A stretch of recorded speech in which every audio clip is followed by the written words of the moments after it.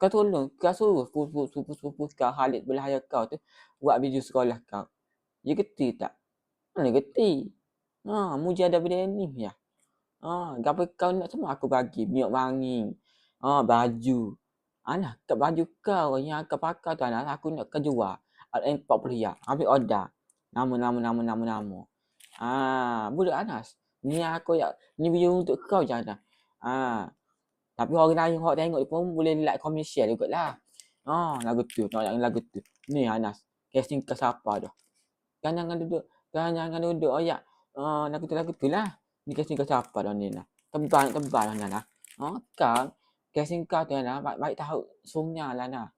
Kuti wikaya. Alah, Ana.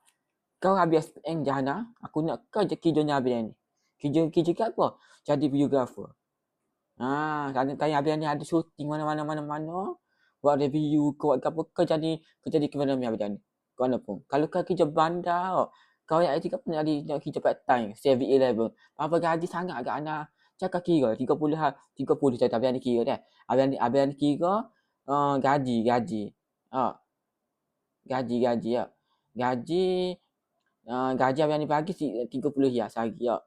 Jarak pula bahagi 30 bahagi 30. Bukan bahagi. 30 darab 30. 900 riyal dah PT kau ada nah. Dekat 1000 dah tu Ana. 900 riyal dah. Kalau kau kerjanya abang ni kerja abang ni setiap bulan habis bulan 1 abang ni pagi. Kau kerja. Kau kerja kamu dah je edit video. Tak edit video. Buat video cerita abang ni. Kak Anas dia ni nak shooting lah. Shooting benda ke apa Kau kena jadi cameraman lah. Buat video. Tapi abang ni ajar lah buat basic ke apa semua tu. Kau kena kerja yang abang ni Anas. Kalau aku pohon 30 riyal ni sehari tak sih. Sekurang-kurangnya orang nak 50 riyal sehari. 50 riyal darab 30 hari. 1,500 itu orang nak gitu. Sebab kau ni orang baru. Kau sepupu habis ni. Aku nak biar kau kerjanya aku kan dah. Aku nak ambil orang lain. Orang lain tak saya gaji 30 riyal.